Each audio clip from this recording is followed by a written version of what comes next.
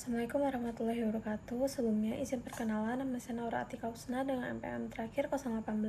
Di sini saya akan menjelaskan materi bab 8 mengenai utang antar perusahaan.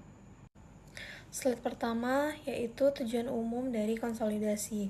Konsolidasi adalah proses yang menggabungkan laporan keuangan dari entitas induk dan anak perusahaan menjadi satu laporan keuangan yang terpadu. Tujuan dari konsolidasi meliputi yang pertama menyajikan kondisi keuangan dan hasil usaha grup sebagai satu entitas ekonomi yang utuh. Yang kedua, menghilangkan pengaruh dari transaksi antar perusahaan atau intercompany. Yang ketiga, menyediakan informasi yang relevan yang dapat diandalkan dan bebas dari bias bagi para pengguna eksternal. Lalu slide kedua menjelaskan penjualan obligasi langsung ke afiliasi. Contohnya, entitas A sebagai induk maupun anak perusahaan melakukan penjualan obligasi secara langsung kepada entitas B yang merupakan afiliasinya. Transaksi ini terjadi dalam satu grup usaha sehingga tidak dianggap sebagai transaksi eksternal. Pelakuan dalam konsolidasinya, dalam proses konsolidasi perlu dilakukan eliminasi terhadap beberapa akun, antara lain yang pertama, investasi dalam obligasi yang merupakan aset pihak pembeli, kedua, obligasi yang diterbitkan yang merupakan utang pihak penerbit, lalu yang ketiga, bunga yang masih harus dibayar atau diterima juga akan dieliminasi.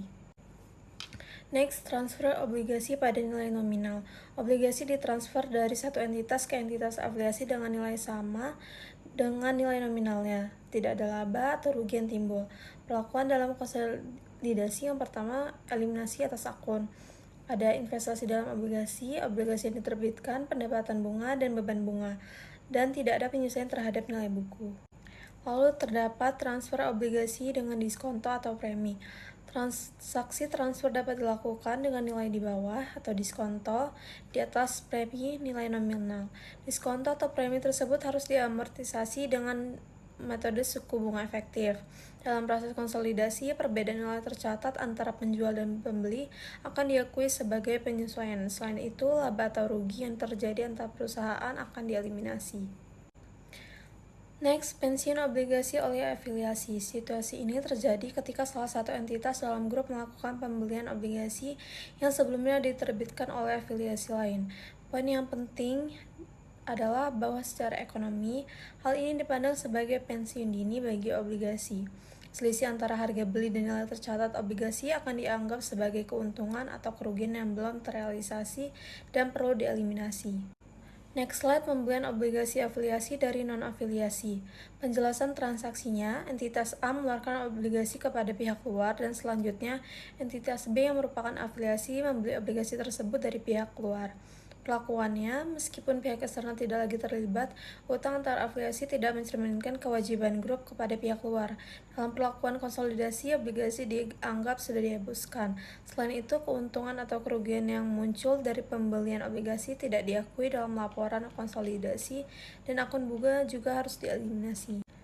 Next slide, pembelian obligasi pada nilai buku. Penjelasan transaksinya, afiliasi membeli obligasi dari luar atau afiliasi lain pada nilai buku tanpa laba atau rugi. Perlakuan konsolidasinya tidak ada keuntungan atau kerugian, lalu yang dieliminasi obligasi yang diterbitkan, investasi dalam obligasi, beban bunga, dan pendapatan bunga. Lalu slide selanjutnya, pembelian dengan harga lebih rendah dari nilai buku. Entitas afiliasi melakukan pembelian obligasi dengan harga yang lebih rendah dari nilai tercatatnya. Hal ini akan menghasilkan laba yang belum direalisasikan dalam catatan individual. Lalu perlakuan konsolidasinya, keuntungan dari pembelian tersebut tidak boleh diakui dalam laporan konsolidasi. Untuk itu perlu dilakukan eliminasi dengan cara menghapus selisih antara nilai tercatat dan harga beli, serta melakukan koreksi pada pendapatan dan beban bunga. Lalu apa saja sih penyesuaian yang umum yang diperlukan? Yang pertama, eliminasi atas obligasi antar entitas, pokok dan bunga. Eliminasi atas pendapatan dan beban bunga, eliminasi atas laba atau rugi dari transaksi obligasi antar perusahaan, dan penyesuaian amortisasi diskonto atau premi yang ada. Jadi kesimpulannya, transaksi persediaan antar perusahaan tidak boleh mempengaruhi laporan keuangan konsolidasi secara berlebihan.